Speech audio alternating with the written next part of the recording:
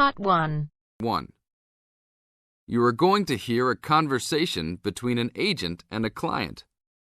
First, you have some time to look at questions 1 to 6.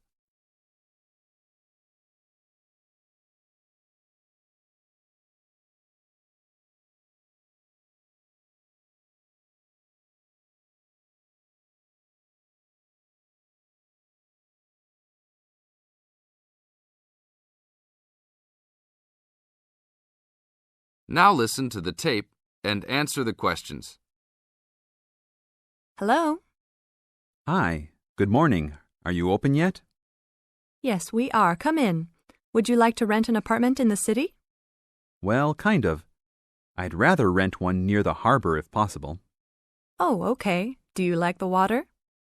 Yes, I do, but I actually repair sailboats for a living, so I'd like to be close to work. That's understandable.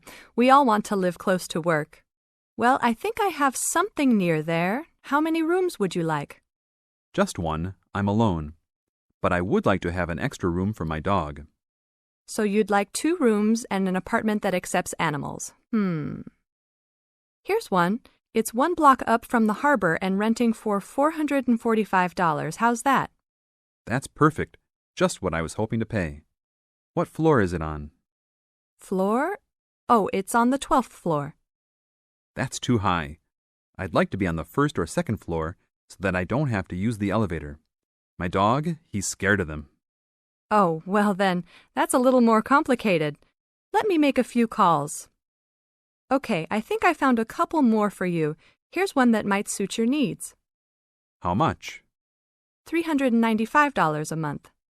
That's cheap. But it's only a 1-bedroom, a large one, but it's still just 1 room. Oh, well, regardless of whether the room is small, I still need a separate room for my dog. What else do you have? Then I have a 2-bedroom for $565 on the 2nd floor that is a little further away from the harbor. How far? About a half mile, and they accept pets. That's a little more than I had planned on paying, but I guess I could look at it. What's the address? 224 Williams Avenue, Harbor Square. 224 Williams Avenue. Got it.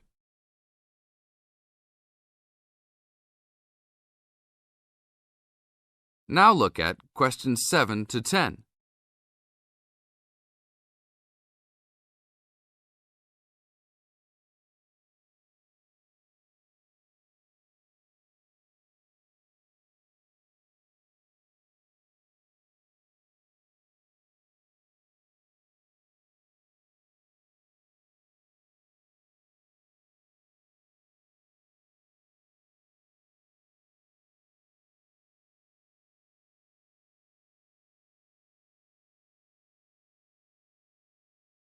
As the talk continues, answer questions 7 to 10.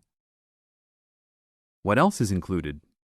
Let's see, it has a washer and dryer, refrigerator and stove, a bed, dressers and shelves, and access to a swimming pool, game room, and gym. Ooh, I'll definitely take a look. Hi, how did you like it? It's great. I love the amenities, but the bed and furniture are awfully dirty. Can they replace those before I move in? Sure, that shouldn't be a problem. Anything else? Yeah, I didn't see anywhere to park my car. Is there a parking lot in the basement? Yes, there is. Would you like to rent a space? No, I'd like that to be included in the rent. Oh, well, I'll see what I can do, but I can't guarantee that. Do you want to take it anyhow? If those 2 issues were solved, I would love to take it. That is the end of Part 1. You now have half a minute to check your answers.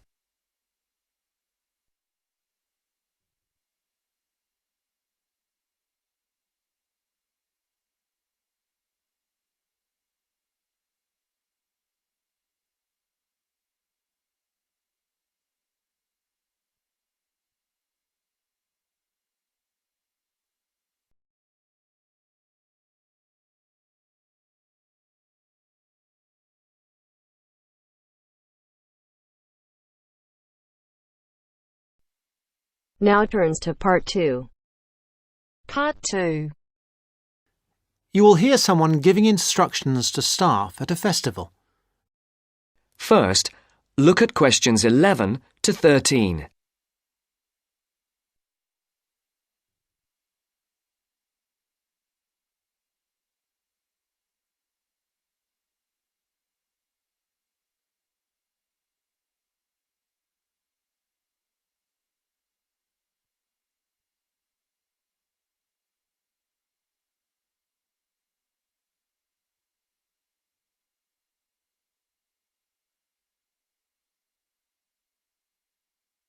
As you listen to the first part of the interview, Good morning, everybody. I'd like to welcome you to the Castle Pop Festival. My name is Sandy, and I'm the General Manager of Castle Pop Entertainments. And I just want to take a few moments to mention a few things to you before you go and have your detailed briefings in your work groups. You all have a copy of the plan of the festival grounds. Now, most things are obvious, but I'd like to point out first the visitor toilets here along the side of the main area. Kindly do not use these yourselves.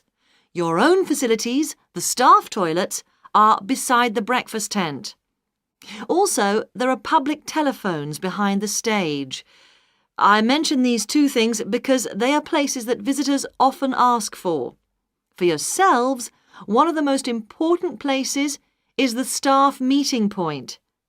This is new this year, and the only thing to remember is that it exists and that when you refer to a meeting point between yourselves, you need to make clear which one you are talking about. The staff meeting point is between campsite 1 and the disabled viewing area. This is not marked on the general maps, but it is marked on the maps you've got there. The visitors' meeting point is, as you can see, in the centre of the main area, between the breakfast tent and the entrance. Now, another important facility is the first aid tent. This is a big round tent, so you can't miss it. It's on the right-hand side of the entrance, again as you come in. There are many other first aid facilities all over the festival site. In fact, there is a first aid box in every tent and sales point, but this is the central point. Finally, I wanted to mention the security on the site. Every year the festival gets bigger and bigger, and so every year we have to increase the security arrangements. We have a number of small security offices, one being near the entrance, but the main security office is opposite the disabled viewing area. It's next to the Old England pub so that the officers can keep an eye on what's going on there. And of course, in that office there is a full supply of first aid equipment too. And don't forget, those of you who can't wait till you get your pay at the end of the festival, there are some cash machines in the wall of the Old England pub. now look at questions 14 to 20.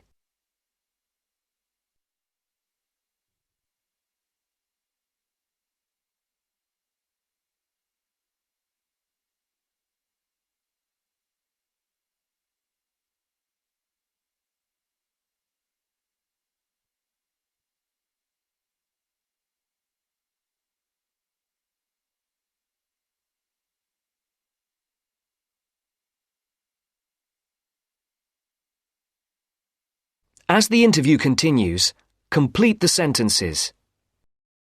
I do hope you will enjoy working with us this year. It's always good to see some of last year's faces back with us again. We hope this year to put on an even better festival than before. The first year we put on a festival, we called it the Mountain View Pop Concert.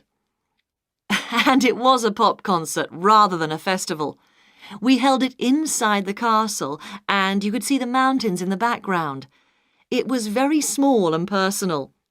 Then we held it in front of the castle, with the castle in the background, and then we started calling it the Castle Festival. Now, this year, we have moved further away into the fields. The advantage is that the castle and the mountains are both there in the distance, but we have as much space as we want in the fields.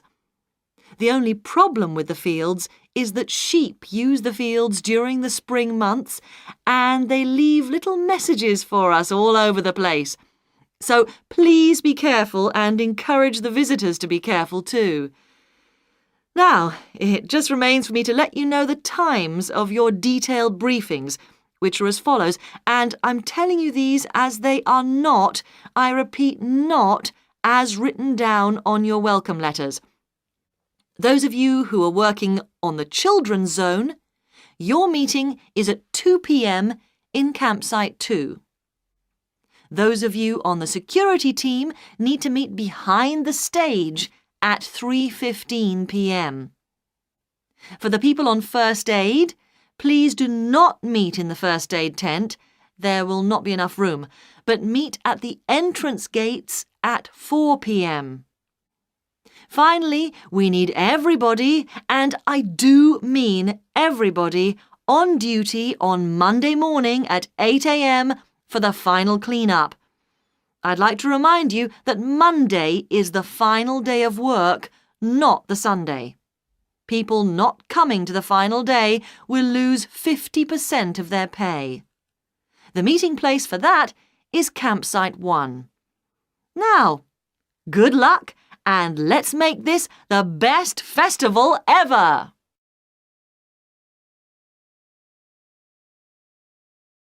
That is the end of part 2.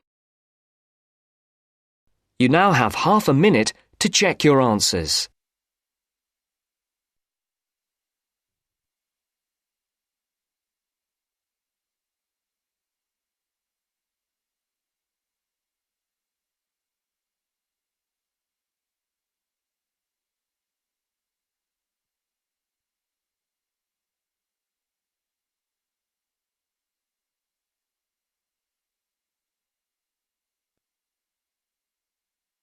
Now turns to part 3. Part 3. Listen to somebody giving a talk about how setting goals can help you achieve more. First, you have some time to look at questions 21 to 24.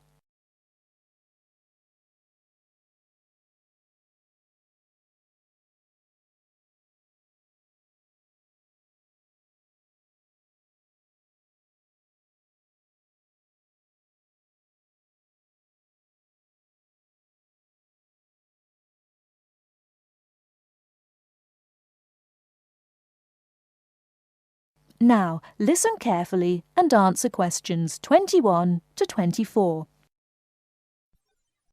Good evening, everyone. It's good to see that so many people managed to make it. An achievement in itself when I'm sure you're all so busy. This evening, I'm going to talk with you about setting goals and how setting goals can help you understand what you really want to achieve.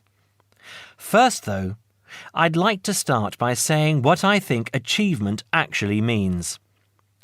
I think some people think it's simply about being successful in a job or making money, but it certainly doesn't have to mean that. Achievement is simply accomplishing goals that you set for yourself, doing what you plan to do, and people might plan to do all sorts of different things. Achievement is about realizing your dreams. I would also like to say that to achieve, you must have belief. Belief that you can do whatever it is you want to do. There is more to achievement than simply wanting to do something. Anyone can say that they want something, but actually getting it is not so easy. To get it, you must believe that it is yours. Not having belief is the main reason that so many people do not achieve. If you really want something, you must talk and act like you already have it. Then you have belief, and then you will achieve. So, goal setting. Goal setting is about imagining the future and then turning the dream into a reality. Setting goals helps you to be clear about what you really want and helps you concentrate on getting what you want.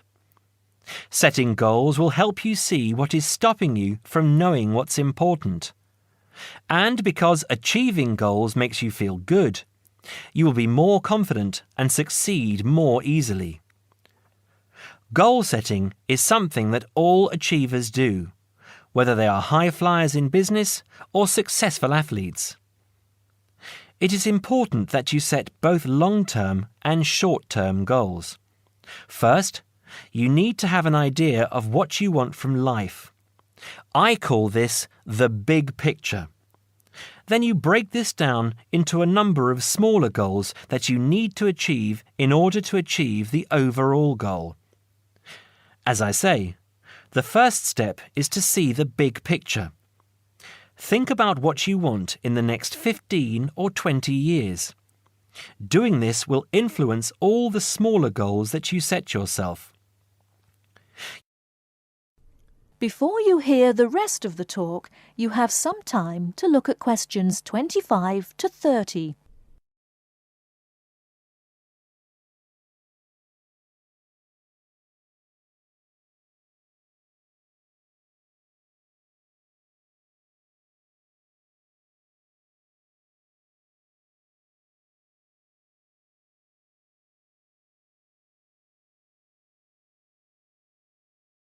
Now listen and answer questions 25 to 30.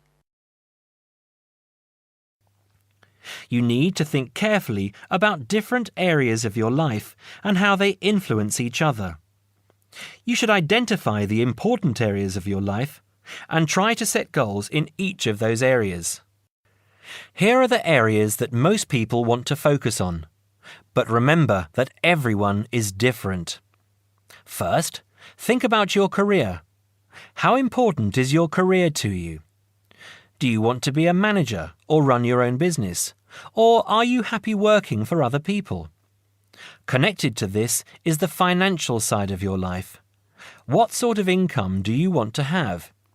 Is wealth important to you? You need to think about long-term relationships. At what age do you hope to be married? Do you want to have children? How much time do you want to spend with the people you love? You need to think about your health and how that could change what you can achieve. How will you stay healthy as you get older? Do you do anything that is not good for your health? And how will you try to do those things less or stop doing them completely? Finally, you need to think about your free time, your hobbies and interests. How much time do you want to have to do what you really enjoy?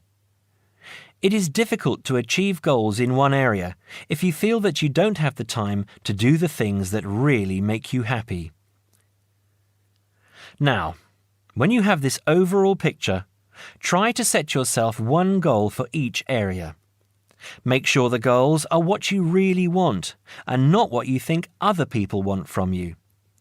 Of course, in life, it is important to make the people around you happy, but you must focus on what you want.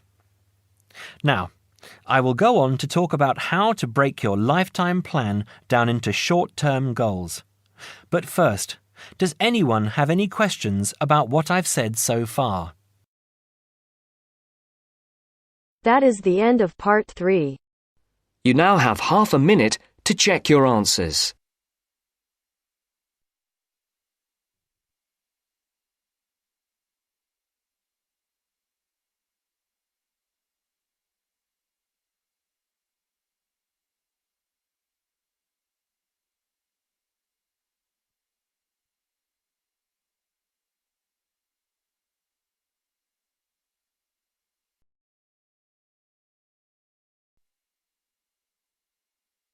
Now turns to part 4. Part 4. You'll hear a discussion about how to manage time. First, you have some time to look at questions 31 to 40.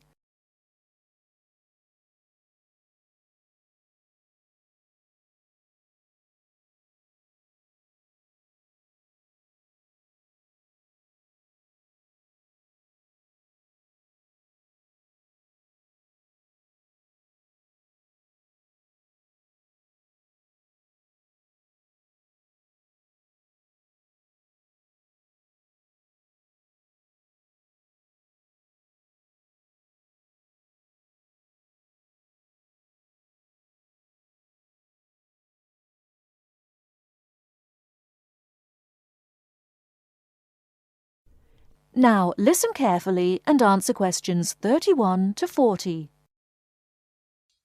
Good afternoon, ladies and gentlemen. The topic for today's discussion is time management. It's very important that you develop effective strategies for managing your time to balance the conflicting demands of time for study, leisure, earning money, and job hunting. Here is an exercise which will help you to identify areas in which you might be able to improve your time management. Try to answer the 40 questions as honestly as you can, and then score yourself from 1 to 4 in each area. You have 5 minutes to finish them. Okay. Please stop and look at the screen. According to your answers, you can find in which area or areas you get the minimum scores, and I can give you some strategies to improve them. I find I get the lowest score in the area of using lists. I don't have the habit of keeping a list. What use does it have? Keeping a to-do list is a useful reminder system to tell you of when you need to do what. Don't try to remember everything in your head. Carry a pen and paper or organizer wherever you go to write down the things you need to do, including appointments and deadlines. Do you think a daily list of tasks is necessary? Yes, it is an excellent way to focus your mind on important objectives. Make sure you update your list daily, crossing off completed tasks and adding new tasks. Urgent or important tasks can be highlighted with an asterisk. I find it difficult to set goals. How do I set myself specific and clearly defined goals? You must make sure that these goals are realistic and achievable. To do this, you first need to examine your present situation and assess what goals are important to you and what action you need to take to achieve your target. I am in the final year and trying to find a job. I can't combine the pressures of intensive study with finding time to apply for jobs. Sometimes you need an alternative route to your goal in case you have to change your plans. For example, taking a relevant postgraduate course if you can't get a job. Whenever the examinations sneak up, I start getting nervous. I don't know how to organize my time to deal with so many subjects. You should have a regular venue for revision, such as the library, where you're free from distractions. Plan out a revision schedule or timetable so you devote enough time to each subject. You can also use past examination papers when revising to familiarize yourself with the sort of questions that might be asked. When revising, take a few minutes break every so often to clear and refresh your mind and allow some time off for complete relaxation. I'm always late for everything. You know, the deadline of papers and seminar reports. Sometimes I cannot make decisions immediately, so I ignore them on purpose. So you fall into the area called procrastination. I think it's important that you manage your fear of doing things you don't want to do and realize that the fear is often far worse than any possible negative results. The best time to do something is usually now. Taking action generates the energy for further action. That is the end of part 4. You now have half a minute to check your answers.